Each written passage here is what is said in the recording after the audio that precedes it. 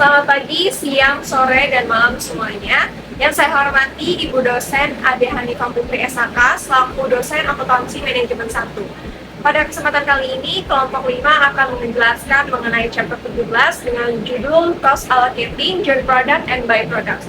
Sebelum itu, kami akan memperkenalkan diri kami masing-masing. Yang pertama, saya sendiri Angelina Natalia dengan NIM 2023700288. Kenalkan, nama saya Dwi Azwadia Putri dengan NIM 2023-746. Perkenalkan, nama saya Tifari Krisanda dengan NIM 2023-704. Nama saya Junatasha Daud dengan NIM 2023-845. Perkenalkan, nama saya Nafera Luaranta dengan NIM 2023-8002.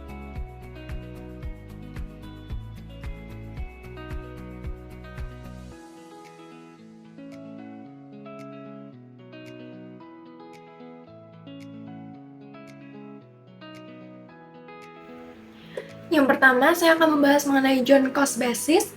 Joint cost atau biaya gabungan adalah total biaya yang dikeluarkan dalam proses produksi gabungan untuk memproduksi beberapa produk secara bersama-sama.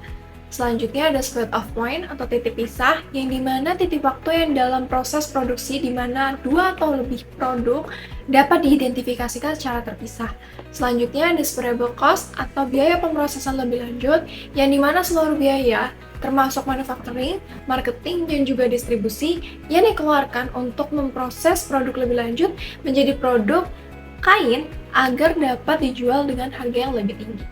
Selanjutnya ada main product, sebuah produk yang dihasilkan dari proses produksi gabungan di mana produk tersebut memiliki nilai jual yang paling tinggi apabila dibandingkan dengan nilai jual produk lainnya dalam proses produksi yang sama. Ada juga joint product, dua atau lebih produk yang dihasilkan dari proses produksi gabungan, di mana produk tersebut memiliki nilai jual yang tinggi dengan relatif sama antar satu sama lain. Selanjutnya ada byproduct, adalah produk sampingan yang dihasilkan dari proses produksi gabungan, di mana proses tersebut memiliki nilai jual yang rendah apabila dibandingkan dengan nilai jual produk lainnya dalam proses produk yang sama. Selanjutnya aku akan membahas tentang allocating joint cost, yang dimana biaya gabungan dialokasikan ke masing-masing produk atau jasa untuk beberapa tujuan. Yang pertama, menghitung biaya persediaan dan harga produk penjualan untuk tujuan pelaporan eksternal dan internal. Hal ini mengharuskan alokasi biaya produksi atau pemrosesan bersama ke produk untuk mengurangi atau menghitung nilai persediaan akhir. Yang kedua ada menganalisis probabilitas divisi dan mengevaluasi kinerja manajer divisi. Yang ketiga ada penggantian biaya bagi perusahaan yang sebagian, tetapi tidak semua produk atau layanannya diganti berdasarkan kontrak cost plus dengan misalnya lembaga pemerintah. Yang keempat ada mengatur tarif atau harga satu atau lebih produk jasa yang diproduksi bersama, seperti di industri ekstraktif dan energi, di mana harga output diatur untuk menghasilkan keuntungan tetap dengan basis biaya yang mencangkup alokasi biaya bersama. Yang kelima atau yang terakhir, untuk situasi litigasi komersial atau penyelesaian asuransi di mana biaya produk atau layanan bersama merupakan input utama. Selanjutnya ada approaches to allocating joint cost, yang dimana ada dua pendekatan yang digunakan untuk mengalokasikan biaya bersama. Yang pertama, mengalokasikan biaya bersama dengan menggunakan data berbasis pasar, seperti pendapatan. Ada tiga metode yang diilustrasikan untuk menggunakan pendekatan. Yang pertama, sales value at split off method. Yang kedua, net realizable value atau NRV method. Dan yang terakhir, yang ketiga, constant gross margin percentage NRV method. Yang kedua, pendekatan yang kedua ini yaitu adalah mengalokasikan biaya bersama dengan menggunakan ukuran fisik seperti berat atau unit fisik. Selain itu juga bisa menggunakan volume produk bersama. Di sini saya akan menjelaskan tujuan dari joint cost ini adalah yang pertama untuk menghitung biaya persediaan dan harga pokok penjualan untuk tujuan pengalihan eksternal dan internal. Yang kedua, menganalisis profitabilitas divisi dan mengevaluasi kinerja divisi. Yang ketiga, memberikan penggantian kepada perusahaan yang sebagian, namun tidak semua, produk atau layanannya mendapat penggantian berdasarkan kontrak biaya plus, misalnya lembaga pemerintah. Yang keempat, mengatur tarif atau harga satu atau lebih produk atau jasa yang diproduksi bersama. Dan yang terakhir, untuk situasi litigasi komersial atau penyelesaian asuransi di mana biaya produk atau layanan bersama merupakan masukan utama. Pendekatan alokasi dari joint cost ada dua. Yang pertama berbasis pasar data dan yang kedua menggunakan pengukuran fisik. Alokasi berbasis pasar data ini dibagi menjadi tiga, yaitu yang pertama ada sales value at split off method, yang kedua ada net realizable value atau NRV method, dan yang ketiga ada constant gross margin percentage NRV method. Dan alokasi menggunakan pengukuran fisik ini berdasarkan berat, kuantitas, atau volumenya. Contoh 1 mengilustrasikan dua metode, yaitu nilai penjualan pada metode pemisahan dan metode pengukuran fisik. Farmland Dairy membeli susu mentah dari masing-masing peternakan dan memprosesnya hingga titik akhir, ketika dua produk, krim dan cairan skim, muncul. Produk-produk ini dijual kembali kepada perusahaan independen yang memasarkan dan mendistribusikan ke supermarket dan gerai retail lainnya. Pada Mei 2020, Farmland Dairy beroperasi pada kapasitasnya dan memproses 110.000 galon susu mentah. Selama pemrosesan, 10.000 galon hilang karena penguapan dan tumpahan, menghasilkan 25.000 galon krim dan 75.000 galon cairan skim. Kemudian, berapa banyak dari $400.000 biaya gabungan yang harus dialokasikan ke harga pokok penjualan 20.000 galon krim dan 30.000 galon skim cair? Dan berapa banyak persediaan akhir 5.000 galon krim dan 45.000 galon skim cair? Selanjutnya, ada sales value at split off method pada gambar 17-3 panel A. Menunjukkan bagaimana biaya gabungan dialokasikan ke masing-masing produk untuk menghitung biaya per galon krim dan skim cair untuk menilai persediaan akhir. Metode ini menggunakan nilai penjualan dari seluruh produksi periode akuntansi, bukan hanya kuantitas yang terjual. Hal ini dikarenakan biaya bersamaan dikeluarkan untuk memproduksi semua unit, bukan hanya produk yang terjual selama periode berjalan. Pada gambar 17-3 panel B, menyajikan laporan laba rugi lini produk dengan menggunakan metode penjualan pada saat pemisahan. Persentase margin kotor untuk setiap produk adalah 20%, karena metode nilai penjualan pada metode pemisahan mengalokasikan biaya bersama ke setiap produk secara proporsional dengan nilai penjualan total produksi krim $160.000 dibanding $200.000, yaitu sebanyak 80%.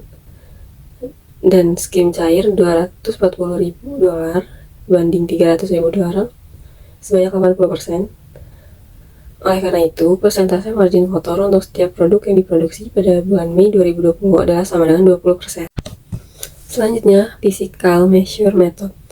Gambar 17-4 panel A menunjukkan bagaimana biaya gabungan sebesar $40.000 dialokasikan ke masing-masing produk untuk menghitung biaya per galon krim dan skim cair berdasarkan 25.000 galon krim dan 75.000 galon skim cair yang diproduksi.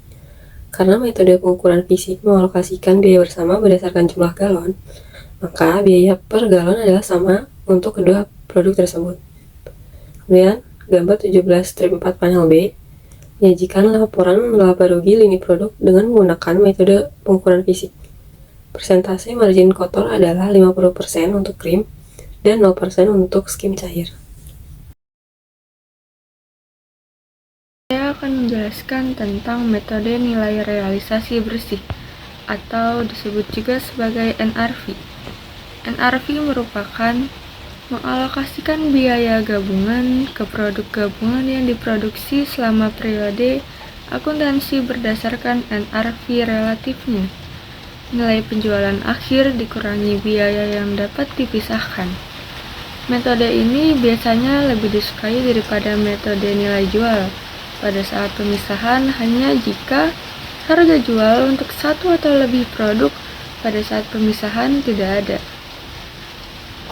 Nah, selanjutnya itu ada panel A yang menggambarkan bagaimana susu mentah diubah menjadi krim dan skim cair dalam proses produksi bersama dan bagaimana krim diolah secara terpisah menjadi krim mentega dan skim cair diolah secara terpisah menjadi susu kental.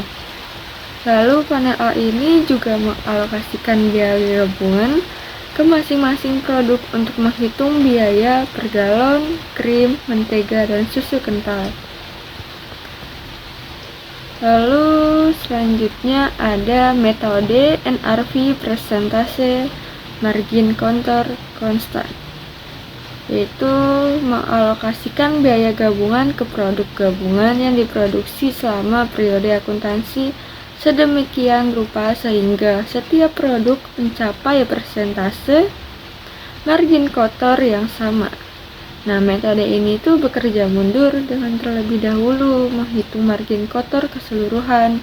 Kemudian, untuk setiap produk, persentase margin kotor dan biaya yang dapat dipisahkan dikurangkan dari nilai penjualan akhir produksi untuk dimasukkan kembali dalam alokasi biaya gabungan untuk produk tersebut. Yang pertama, ada hitung persentase margin kotor keseluruhan. Angka ini menghitung persentase margin kotor keseluruhan untuk semua produk gabungan berdasarkan nilai penjualan akhir jumlah produksi selama periode akuntansi, bukan total pendapatan periode tersebut. Langkah 2 ada hitung total biaya produksi untuk setiap produk. Margin kotor dalam dolar untuk setiap produk dihitung dengan mengalihkan persentase margin kotor keseluruhan dengan nilai penjualan akhir produk setiap terhadap total produksi. Nama saya Natasha Daud dengan NIM 2023-845. Nah, jadi di slide berikut yang akan dibahas adalah choosing an allocation method. Nah, jika ada data harga jual pada saat pemisahan, metode nilai jual pada pemisahan lebih disukai atau lebih cenderung dipilih, bahkan jika pemrosesan lebih lanjut telah dilakukan. Nah, berikut ini adalah alasan-alasannya. Nah, di slide bisa dilihat bahwa ada 4 alasan. Yang pertama adalah measures of benefits received, yang kedua independent of further processing decision, yang ketiga common allocation basis, yang keempat simplicity. Nah, yang pertama akan dibahas yaitu measures of benefits received atau ukuran manfaat yang diterima. Nah, di dalamnya terdapat nilai penjualan pada saat pemisahan. Nilai penjualan pada saat pemisahan adalah ukuran terbaik dari manfaat yang diterima oleh produk gabungan dibandingkan dengan semua metode-metode pengalokasian biaya gabungan lainnya, seperti metode fisik. Nah, karena perusahaan mengeluarkan biaya gabungan untuk menghasilkan pendapatan pada titik pemisahan, terkadang peningkatan atau penurunan biaya gabungan mempengaruhi bauran fisik dan nilai pasar produk gabungan. Dalam kasus seperti ini, terdapat hubungan sebab akibat yang jelas antara total biaya dan nilai penjualan pada saat pemisahan. Lalu di poin kedua yaitu independent of further processing decision atau independen terhadap usaha pemrosesan lebih lanjut. Nilai penjualan pada metode split off tidak memerlukan informasi langkah-langkah pemrosesan setelah split off. Sebaliknya, metode NRV dan persentase margin kotor konstan NRV memerlukan informasi mengenai yang pertama yaitu urutan spesifik dari keputusan pemrosesan lebih lanjut, yang kedua biaya yang dapat dipisahkan untuk pemrosesan lebih lanjut, yang ketiga di titik di mana masing-masing produk akan dijual. Lalu di poin yang ketiga ada common allocation basis atau dasar alokasi umum. Seperti pendekatan berbasis pasar lainnya, dalam metode nilai penjualan pada pemisahan, pendapatan merupakan dasar umum yang tepat untuk mengalokasikan biaya gabungan. Sebaliknya, ukuran fisik pada metode split off mungkin tidak memiliki dasar umum yang mudah diidentifikasi untuk alokasi biaya. Lalu yang ke poin keempat, simplicity atau kesederhanaan, yaitu nilai penjualan dengan metode split off sederhana.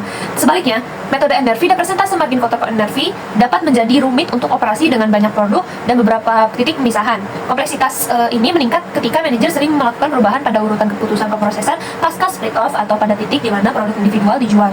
Lalu yang selanjutnya, ketika harga jual seluruh produk pada titik pisah tidak tersedia, metode NRV merupakan alternatif terbaik. Metode ini mencoba untuk memperkirakan nilai penjualan pada saat pemisahan dengan mengurangkan dari harga jual akhir biaya-biaya yang dapat dipisahkan yang timbul setelah titik pemisahan. Metode NRV mengasumsikan bahwa seluruh markup atau margin keuntungan disebabkan oleh proses gabungan dan tidak ada yang disebabkan oleh proses dan biaya yang dapat dipisahkan. Hal ini tidak realistis jika, misalnya, sebuah perusahaan menggunakan teknologi khusus yang dipatenkan dalam proses terpisah atau pemasaran inovatif untuk menghasilkan keuntungan yang signifikan. Meskipun terdapat keterbatasan ini, metode NRV umumnya digunakan ketika harga jual pada saat pemisahan tidak tersedia karena metode ini merupakan ukuran yang lebih baik atas manfaat yang diterima dibandingkan dengan metode NRV persentase margin kotor konstan atau metode pengukuran fisik. Di slide selanjutnya akan dibahas, masih di dalam choosing an allocation method, tetapi dia akan membahas not allocating joint cost atau tidak mengalokasikan biaya secara bersama. Nah, di dalamnya maksudnya adalah beberapa perusahaan memilih untuk tidak mengalokasikan biaya gabungan ke produk karena rumitnya proses produksi atau ekstraksi dan sulitnya mengumpulkan jumlah data yang cukup untuk mengalokasikan biaya dengan benar. Daripada mengalokasikan biaya gabungan, beberapa perusahaan seperti industri pengapakan daging, pengalengan, dan juga pertambangan hanya mengurangi biaya gabungan dari total pendapatan dalam akun manajemen mereka dan menilai persediaan di NRV. Pencatatan persediaan di NRV mengakui pendapatan produk sebelum dijual. Untuk mengatasi masalah ini, beberapa perusahaan mencatat persediaan pada NRV dikurangi perkiraan margin pendapatan operasional. Ketika persediaan akhir periode dijual pada periode berikutnya, harga pokok penjualan sama dengan nilai tercatatnya. Yang di slide selanjutnya akan dibahas why joint costs are irrelevant for decision making, atau mengapa biaya bersama tidak relevan untuk pengambilan keputusan. Nah, yang akan dibahas poin pertama yaitu sell or process further decisions, atau keputusan jual atau proses lebih lanjut. Nah, berikut ini ada di slide selanjutnya ada contoh 2 yang menguntungkan untuk proses lebih lanjut skim krim dan cair masing-masing menjadi krim mentega dan susu kental. Pendapatan operasional tambahan dari pemrosesan di luar titik pisah adalah sebagai berikut. Nah, di dalam contoh ini, pendapatan operasional meningkat dengan pengolahan lebih lanjut setiap produk, sehingga manajer memutuskan untuk mengolah krim menjadi krim mentega dan skim cair menjadi susu kental. Perhatikan bahwa biaya gabungan sebesar $400.000 yang timbul sebelum titik pemisahan tidak relevan dalam memutuskan apakah proses lebih lanjut. Mengapa? Karena biaya gabungan sebesar $400.000 tetap sama baik produk tersebut dijual pada titik pemisahan atau di proses lebih lanjut. Yang penting adalah pendapatan tambahan dari pemrosesan tambahan. Biaya tambahan adalah biaya tambahan yang dikeluarkan untuk suatu aktivitas seperti pemrosesan lebih lanjut. Nah, jangan berasumsi bahwa seluruh biaya yang dapat dipisahkan dalam alokasi biaya gabungan merupakan biaya tambahan. Beberapa biaya yang dapat dipisahkan mungkin merupakan biaya tetap, seperti biaya sewa bangunan, tempat pengolahan lebih lanjut dilakukan. Beberapa biaya yang dapat dipisahkan mungkin merupakan biaya hangus atau seperti penyusutan peralatan yang mengubah krim menjadi krim mentega. Nah, beberapa biaya yang dapat dipisahkan dapat dialokasikan sebagai biaya seperti biaya perusahaan yang dialokasikan pada operasi susu kental manis. Tak satu pun dari biaya-biaya ini akan berbeda antara alternatif menjual produk pada titik pemisahan atau pemproses lebih lanjut. Oleh karena itu mereka tidak relevan. Nah, di dalam contoh tersebut yaitu pertama further processing cream into buttercream. Nah, incremental revenue-nya $25 per galon dikali 20.000 galon, tutup kurung, lalu dikurang dalam kurung $8 per galon dikali 25.000 galon. Lalu tutup kurung yaitu dengan total $300.000. Lalu dikurangi atau deduct incremental processing cost dengan angka $280.000 dan increase in operating income from buttercream $20.000. Nah, lalu di bagian selanjutnya yaitu further processing liquid skim into condensed milk, atau proses dari susu skim diubah menjadi susu kental manis ya, dengan incremental revenue $22 per galon dikali 50.000 galon, tutup kurung dikurang dengan di dalam kurung $4 per galon dikali 75.000 galon dengan nilai total $800.000. Lalu dikurangi atau deduct incremental processing cost sebesar $520.000, dan hasilnya adalah increase in operating income from condensed milk yaitu sebesar $280.000. Di slide selanjutnya yang pertama dibahas decision making and performance evaluation, atau pengambilan keputusan dan evaluasi kerja. Melanjutkan dari yang contoh 2 tadi, misalkan biaya tetap perusahaan dan administrasi yang dialokasikan untuk pemrosesan lebih lanjut krim menjadi krim mentega adalah $30.000, dan biaya ini akan dialokasikan ke krim mentega dan laporan rugi dini produk manajer hanya jika krim mentega diproduksi. Bagaimana kebijakan ini dapat mempengaruhi keputusan untuk memproses lebih lanjut? Seperti yang telah kita lihat tadi, berdasarkan pendapatan tambahan dan biaya tambahan, pendapatan operasional farmland akan meningkat sebesar $20.000 dengan mengolah krim menjadi krim mentega. Namun memproduksi krim mentega menimbulkan biaya tambahan sebesar $30.000 untuk biaya tetap yang dialokasikan. Jika manajer dievaluasi berdasarkan biaya penuh, setelah mengalokasikan seluruh biaya, pengolahan krim menjadi krim mentega akan menurunkan ukuran evaluasi kinerja manajer sebesar $10.000, atau pendapatan operasional tambahan $20.000 dikurang dengan biaya tetap yang dialokasikan $30.000. Oleh karena itu, pengelola mungkin tergoda untuk menjual krim pada titik pemisahan dan tidak mengolahnya menjadi krim mentega. Konflik evaluasi farmland dairy akan lebih ringan jika menggunakan metode alokasi biaya gabungan berbasis pasar. Nilai penjualan pada pemisahan NRV atau persentase margin kotor konstan NRV, karena masing-masing metode ini mengalokasikan biaya menggunakan pendapatan yang umumnya mengarah ke masing-masing gabungan produk yang mempunyai pendapatan positif. Lalu yang selanjutnya ada pricing decisions. Biaya bersama dialokasikan untuk produk berdasarkan beberapa basis alokasi yang nyaman daripada ukuran sebab akibat dari sumber daya yang digunakan oleh setiap produk bersama. Oleh karena itu, biaya ini bukan dasar yang berguna untuk keputusan penetapan harga. Jika nilai penjualan pada pemisahan atau metode nilai realisasi bersih digunakan untuk mengalokasikan biaya bersama, harga jual produk bersama mendorong alokasi biaya bersama daripada alokasi biaya yang berfungsi sebagai dasar untuk penetapan harga produk bersama. Tentu saja seperti yang tadi kita lihat sudah kita pelajari di bab 14, produk bersama harus menghasilkan jumlah pendapatan gabungan yang cukup dalam jangka waktu panjang untuk menyangkut biaya pemrosesan bersama. Perkenalkan, nama saya Lavera Lowaranta dengan 2023-8002. Nah, di sini saya akan menjelaskan accounting for byproduct, di mana proses produksi bersama tidak hanya menghasilkan produk gabungan dan produk utama saja, tetapi juga menghasilkan produk sampingan. Nah, meskipun total nilai penjualannya sangat relatif rendah, namun produk sampingan ini dalam proses produksi bersama dapat mempengaruhi alokasi biaya bersama. Selain itu, produk sampingan bisa sangat menguntungkan bagi sebuah perusahaan. Contohnya, Westlake Corporation mengolah kayu menjadi kayu halus dan serpihan kayu yang digunakan sebagai mulsa di kebun dan di halaman rumputnya. Yang pertama yaitu kayu kualitas bagus yang disebut juga produk utamanya, dijual seharga $6 per kaki papan. Nah, selanjutnya ada serpihan kayu yaitu produk sampingan, dijual seharga $1 per kaki kubik. Nah, di sini ada contohnya yaitu untuk produk utamanya di beginning inventory-nya 0, di production-nya 50.000, di sales-nya 40.000, dan di ending inventory-nya 10.000. Nah, yang kedua itu ada untuk serpihan kayu atau produk samping. Untuk produk sampingannya di beginning inventory-nya itu 0, di production-nya 4.000, di sales-nya 1.200, dan di ending inventory-nya 2.800. Nah, biaya produksi gabungan untuk produk-produk ini pada bulan Juli 2020 adalah 250.000. Bahan langsungnya 150.000 dan biaya konversinya 100.000. Nah, kedua produk tersebut dijual pada titik pisah tanpa proses lebih lanjut. Ada dua metode akuntansi produk sampingan. Yang pertama yaitu metode produksi, yang kedua yaitu metode penjualan, di mana metode produksi mengakui produk sampingan dalam laporan keuangan pada saat produksinya selesai. Nah, sedangkan metode penjualan mengakui produk sampingan pada saat produk tersebut dijual. Selanjutnya, ada metode sampingan diakui pada saat produksi selesai, yang dimana metode ini mengakui produk sampingan dalam bentuk laporan keuangan 4.000 kaki kubik serpihan kayu pada bulan produksinya, yaitu bulan Juli 2020. NRV-nya dari produk sampingan yang dihasilkan. Nah, di sini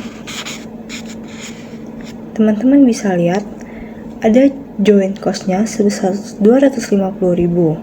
Nah, di sini juga ada processing dibagi menjadi dua. Yang pertama ada fine grade lumbernya 50.000 board feet. Nah, yang kedua ada wood chips-nya 4.000 cubic feet.